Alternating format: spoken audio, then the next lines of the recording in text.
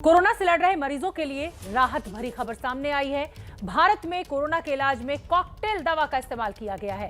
ये पहली बार किया गया है। 2 दिन पहले गुरुग्राम के मेदांता अस्पताल में 84 वर्ष के एक मरीज को ये कॉकटेल दवा दी गई है। कॉकटेल दवा का मतलब है 2 दवाओं को मिलाकर बनाई गई दवा। इसे डॉक्टर्स की भाषा में मोनोक्लोनल एंटीबॉडी थेरेपी भी कहा जाता है। दावा यह है कि कॉकटेल दवा के इस्तेमाल से बीमारी की गंभीरता और मरीजों की मौत में 70% तक की कमी आ जाती है। अमेरिका और यूरोप में इस तरह की थेरेपी को पहले ही मंजूरी मिल चुकी है।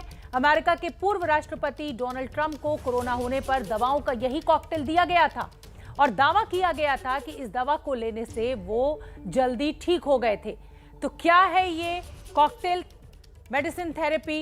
इस पर बात करने के लिए हमारे साथ मेदांता के डॉक्टर नरेश तिरहन जुड़ेंगे। उनसे हम जानेंगे कि ये थेरेपी क्या होती है।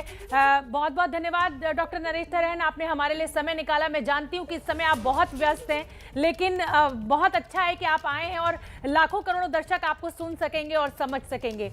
मेरा पहला सवाल आपसे यही है डॉक्टर साहब कि कॉकटेल ड्रग थेरेपी क्या है, कौन सी दवा है और क्या ये एंटीबॉडीज बनाती है शरीर में? नहीं, ऐसा है कि ये एंटीबॉडीज जो स्पेसिफिकली कोविड-19 के विरोध में बनाई गई है जी, ये बायोटेक्नोलॉजी लैब में बनी, जिससे ये दोनों को ऐसा बनाया गया है और दोनों को मिक्स करके अगर उसका डोज दिया जाए तो ये जो वायरस है जो लगा है संक्रमण कोविड-19 इसको कंटेन कर देता है, इसको रोक देता है कि ये जो पेशेंट जिसको इन्फेक्शन है उसके सेल्स के अंदर ना जा सके, तो उसको खुराक मिलेगी नहीं तो वायरस मल्टीप्लाई नहीं कर सकेगा। तो ये वायरस को ब्लॉक करके चेक कर देता है और वायरस खुद ही अपने वो स्टार्वेशन से मर जाता है। तो इसीलिए इसकी इफेक्टिवनेस जो है, अब पहले 7 दिनों में जब इन्फेक्शन हो किसी को, वो वायरल फेज होता है, उसी टाइम इसको दी जाए तो ये बहुत इफेक्टिव है।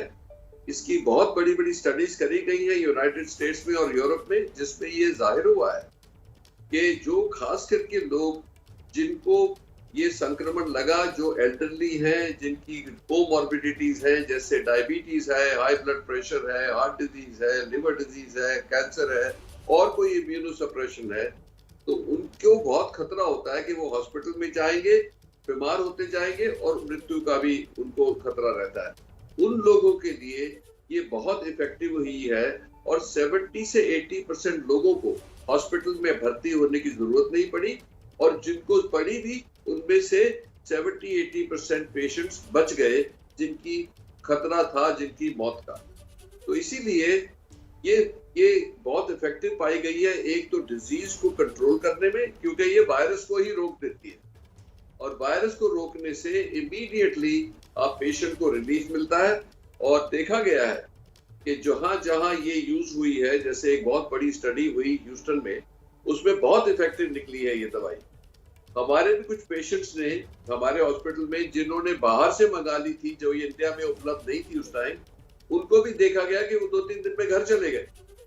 तो इसीलिए ये अब अनफॉर्चुनेट बात ये है कि काफी लेट आई है हिंदुस्तान में। अगर जो पहले आ जाती तो हो सकता कि हम कई जानें बचा सकते, पर अब आ गई है और जिन लोगों को अब संक्रमण होगा उनको ये सोचना चाहिए कि अगर जो वो चाहेंगे कि इस डिजीज को लिमिट किया जाए और खास करके उनकी वो रिस्क प्रोफाइल हाई है, तो उनके लिए ये बहुत उचित है। जी डॉक्टर तिरहन, मैं ये जानना चाहूंगी, ये जो कॉकटेल ड्रग, क्या ये हिंदुस्तान में बहुतायत में अब है मौजूद, ताकि आने वाले जैसे तीसरी लहर की बात की जा रही है तो ये मरीजों को दी जा सके, या ये अभी बाहर से मंगानी है, या यहीं पर वो 2 दवाएं मौजूद हैं जिनको मिलाकर ये कॉकटेल ड्रग तैयार की जा सकती है? नहीं, ये बहुत स्पेशलाइज्ड प्रोसेस है जो रोश बना रहा है यूरोप में, हिंदुस्तान में आ गई है, मेदांता में ऑलरेडी उपलब्ध है जी। हमने ऑलरेडी शुरू कर दिया है और कल हमने 88 ईयर ओल्ड पेशेंट जिसको बहुत कोमॉर्बिडिटी उनको लगाया और लगा के घर भेज दिया। अब आज भी लग रही है जिनको किडनी फेलियर था और मॉर्बिडिटी, तो ऐसे जो पेशेंट्स आ रहे हैं, अब उनको जैसे नॉलेज फैल रही है, तो वेदांता में सारी टीम को ट्रेन किया गया लास्ट 10-15 दिन में जी। सारी साइंस है, और जो वही लगवानी चाहिए और लगनी चाहिए जहां पे पूरी ट्रेनिंग दे दी गई है लोगों को, क्योंकि ये दो मोनोक्लोनल एंटीबॉडीज को मिक्स करना पड़ता है और फिर देना पड़ता है। इसके दो रूट है, एक तो वेन के अंदर, जिसको इंट्रावीनस कहते हैं, और दूसरा है ये स्किन के नीचे, जैसे डायबिटीज में इंसुलिन लगाते हैं वैसे भी इसको लगाया जा सकता है। और स्पेशल एक तो पेशेंट को आउट पेशेंट पे करते हैं और 1 घंटा उनको रोकते हैं कि देखने के लिए कोई रिएक्शन तो नहीं हुआ। अगर जो 1 घंटे में कोई रिएक्शन नहीं होता तो वो घर जा सकते हैं। ठीक है। तो इसीलिए ये जो नया हमारे हाथ में हथियार आया है, पहला हथियार तो ये है कि अपने आप को प्रोटेक्ट करना है, मास्किंग, हैंड हाइजीन और डिस्टेंसिंग करनी ही करनी है। पर अगर जो किसी को हो गया तो उसके लिए ये नेक्स्ट हथियार अवेलेबल है। ठीक है डॉक्टर त्रिहन, जिस भी मरीज को आपने ये कॉकटेल ड्रग लगाई, क्या इसके बाद कोई बुखार या कोई तकलीफ, बॉडी एक, कुछ इस तरीके के सिम्टम्स? नहीं, अभी तक तो जिनको लगी है उनको कोई सिम्टम नहीं हुआ। ये रिपोर्ट भी किया गया है दुनिया अराउंड कि बहुत कम लोगों को होगा कोई रिएक्शन, बहुत कम लोगों को एलर्जिक रिएक्शन होगा, और 1-2 पेशेंट्स को एनाफिलैक्टिक मतलब के सीवियर रिएक्शन हुआ था, उसको दवाई देने से वो ठीक हो गए।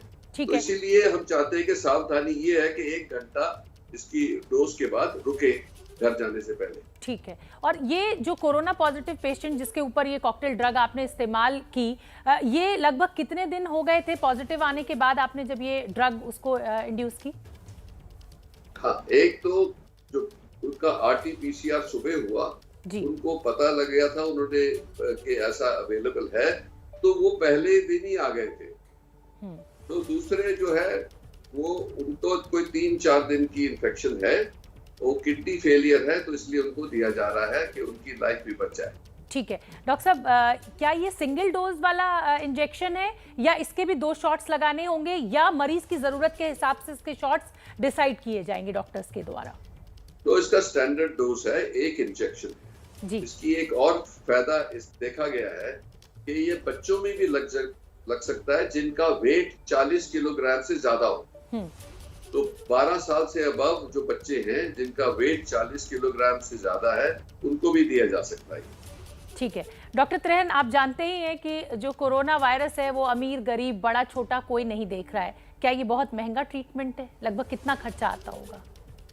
इसका जो डोसेज है वो कोई 60-65 हजार की तो दवाई आती है, और उसको सब कुछ मिला के महंगा है।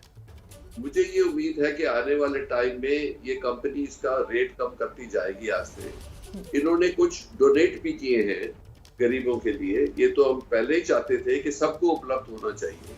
पर अगर जो आप इसकी कॉस्ट देखेंगे तो वो हॉस्पिटलाइजेशन से बहुत कम है। तो अगर जो हॉस्पिटलाइजेशन की जरूरत ना पड़े तो आपका जो खर्चा हुआ है वो कोई 10% है हॉस्पिटलाइजेशन का।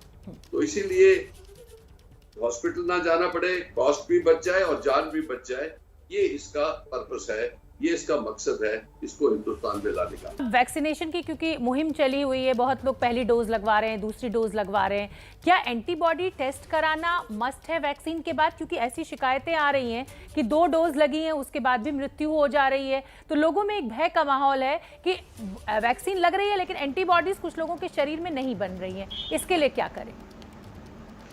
तो ये देखो, दुनिया में एंटीबॉडीज के ऊपर ज्यादा भरोसा नहीं किया जा रहा कि एंटीबॉडीज बनी कि नहीं बनी, क्योंकि जो 2 डिफेंस मैकेनिज्म होते हैं, एक तो एंटीबॉडीज और दूसरा जिसको टी सेल इम्यूनिटी कहते हैं, वो हमारे जो सेल्यूलर इम्यूनिटी है वो बहुत जरूरी है। अभी आज के दिन सेल्यूलर इम्यूनिटी को नापने के लिए फैसिलिटीज ज्यादा नहीं है, तो बहुत मुश्किल है उसकी सेल्यूलर इम्यूनिटी का पता करना। तो अभी हम वेदांता में ये सुविधा भी उपलब्ध कराने वाले हैं आने वाले हफ्ते 10 दिन में, कि जब हम एंटीबॉडी पे ना डिपेंड करते हुए सेल्यूलर इम्यूनिटी पे डिपेंड करें। तो वो प्रयास अभी चल रहा है और आने वाले टाइम में वो भी पता लग जाएगा। पर ऐसा देखा गया है कि जिनको दोनों डोज लग गए थे जी, उनमें बहुत कम संख्या में लोगों को संक्रमण हुआ है, और हुआ भी है तो ज्यादा से ज्यादा लोग एकदम जल्दी रिकवर करके, जैसे हमारे हेल्थ केयर वर्कर्स में हुआ था, वो 10 दिन में घर पे ही रिकवर करके 11 दिन काम पे आ गए वापस जी।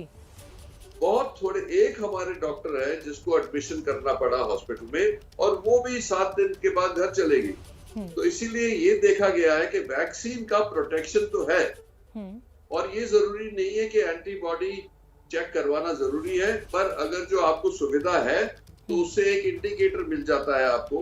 पर एक बात आप फिर भी वार्निंग दे सबको कि आपको डबल डोज लग गया है, आपके चांस इन्फेक्शन के कम है, इसका मतलब ये नहीं है कि आप अपना मास्क उतार के घूमें। बिल्कुल, मास्क फिर भी करना है, डिस्टेंस फिर भी करना है, क्योंकि वायरस तो अभी भी है जी। वो फिर से आपको इन्फेक्ट कर सकता है। म्यूटेशन भी हो रहे हैं, वो म्यूटेशन भी आपको इन्फेक्ट कर सकता है। तो इसीलिए सावधानी, पहला जो हमारे पास शस्त्र है वो है प्रोटेक्शन अपनी जी। दूसरी, ये जो नई दवाई आई है, जो ये कॉकटेल आई है, ये अच्छी एडिशन है सेफ्टी के लिए, पर इसका मतलब ये नहीं कि हम लापरवाही करें, हमें फिर भी अपने आप को प्रोटेक्ट करना है। डॉक्टर साहब, आपने सेलुलर इम्यूनिटी शब्द का इस्तेमाल किया, मैं एक तो इसको समझना चाहूंगी, दूसरा इसके लिए भी ये सेलुलर इम्यूनिटी कैसे डेवलप होगी? देखो, जब बॉडी एक इम्यूनिटी या फॉरेन प्रोटीन को रिकॉग्नाइज करके उसके अगेंस्ट अपनी बॉडी को प्रोटेक्ट करने के लिए इम्यूनिटी डेवलप करता है, उसके दो माध्यम हैं। एक माध्यम है कि वो इमीडिएटली एंटीबॉडीज बनाए। एंटीबॉडीज बनाने से वो जो प्रोटीन है, जो फॉरेन प्रोटीन है, उसको कंटेन करने के लिए, उससे जंग लड़ने के लिए वो एंटीबॉडीज बनाता है। दूसरा जो है परमानेंट इम्यूनिटी या लॉन्ग टर्म इम्यूनिटी जो होती है, वो T cells is the main defence. जो बॉडी का डिफेंस है उसकी मेमोरी होती है, उसको मेमोरी टी सेल्स कहते हैं जी। वो मेमोरी टी सेल्स में ये मेमोरी रहती है कि ये प्रोटीन पहले आई थी और इसको अब हमने इसके अगेंस्ट रिएक्शन करना है। तो वो टी सेल्स जो है उसकी बहुत स्पेशलाइज्ड लैब में होती है अभी। इसीलिए इस संक्रमण के बीच में हमने अपने लोगों को ट्रेन कराया, इक्विपमेंट की उपलब्धि करा रहे हैं, और ये आने वाले हफ्ते 10 दिन में मुझे उम्मीद है कि हम टी सेल इम्यूनिटी भी मेजर कर सकेंगे सब लोगों के अंदर। ठीक है डॉक्टर त्रेहन, आप जानते हैं ब्लैक फंगस, व्हाइट फंगस, ये एक अलग भय बना हुआ है। क्या ये जो ब्लैक फंगस है, लोगों में इस तरीके का भ्रम फैला हुआ है, या ये हो सकता है वो सही भी हो कि ये जो इंडस्ट्रियल ऑक्सीजन का इस्तेमाल किया गया, उसके चलते ये ब्लैक फंगस के मामले इतनी तेजी के साथ बढ़े? क्योंकि इमरजेंसी सिचुएशन में मेडिकल ऑक्सीजन उतनी अवेलेबल नहीं थी और इंडस्ट्रियल ऑक्सीजन का इस्तेमाल हुआ। ये क्या सच्चाई है इसमें? ये सच नहीं है। क्यों नहीं सच है कि ब्लैक फंगस जो है, जो अब म्यूकोमाइकोसिस है, जिसको उसका कलर ब्लैक भी नहीं होता पर वो टिश्यू को ब्लैक कर देता है, इसीलिए उसका नाम ब्लैक फंगस लगा। कि ये सारा टाइम हमारे एनवायरनमेंट में जो मिट्टी होती है, मिट्टी के अंदर बहुत तादाद में पाया जाता है जी। तो ये फंगस तो है ही है हमारे, पर ये क्या हुआ है कि अगर जो आप देखोगे इस फंगस की जो तादाद है, वो 1 मिलियन लोगों में 14 लोगों को ये लगेगा जी, नॉर्मल टाइम में। पर ये जो सेकंड वेव आई है, इसके अंदर इतनी भयंकर लोगों को लंग की प्रॉब्लम आई, इतनी ऑक्सीजन की जरूरत पड़ी कि उनको बहुत लंबा बीमारी हुई और कॉर्टिसोन हाई डोजेस में देने पड़े जी। जिनको कॉर्टिसोन लगा और वो ऑलरेडी डायबिटिक थे, या जिनको डायबिटिक नहीं थे पर उनका blood sugar out of control हो गया और वो कंट्रोल में नहीं आया प्रॉपर्ली, तो उनको ये उनकी बॉडी जो वीक हो गई और फंगस को शुगर मिल गई, तो वो उससे मल्टीप्लाई हुआ है। इसका ऑक्सीजन से कोई लेना देना नहीं है जी। कई वहम फैलाए गए हैं। अब आप देखोगे, एक कहावत है कि जो रूमर्स स्प्रेड इन वैक्यूम, जिस चीज की समझ ना हो या किसी ने समझाया ना हो, उस टाइम ये ऐसे रूमर चलते हैं। तो इसीलिए ये इम्पोर्टेंट है इस माध्यम से, जैसे हम अभी समझा रहे हैं कि ये फंगस तो हर जगह है। आप अपने घर में देखेंगे सीलन होती है तो उसके अंदर फंगस ग्रो हो जाता है। बिल्कुल हाँ, तो ये फंगस तो हमारे एनवायरनमेंट में है ही है, पर ये मौका ढूंढते हैं। इसको हम इसलिए कहते हैं अपॉर्चुनिस्टिक फंगस या अपॉर्चुनिस्टिक बैक्टीरिया या या जो पैरासाइट, ये सब वही वेट करते हैं कि अगर जो बॉडी वीक हुई तो उसको अब कैसे जी। अटैक करना है। बिल्कुल। तो इसीलिए ये उसकी वजह से और है। इसीलिए अगर जो हाँ, जी, इसीलिए डॉक्टर त्रेहन हमारी ये कोशिश होती है कि हम एबीपी न्यूज़ एक जिम्मेदार चैनल होने के नाते ये जो भ्रम है, ये जो अफवाहें हैं, इनको दूर कर सके आप जैसे बड़े डॉक्टर्स को बिठाकर। तो मेदांता अस्पताल के चेयरमैन डॉक्टर नरेश त्रेहन को आप सुन रहे थे। एक नई दवा कॉकटेल ड्रग अब आ चुकी है जो मेदांता के अस्पतालों में दी जा रही है और बहुत कारगर साबित हो रही है। बहुत बहुत धन्यवाद डॉक्टर त्रेहन एबीपी न्यूज़ के लिए समय निकालने के लिए और हमसे बात करने के लिए।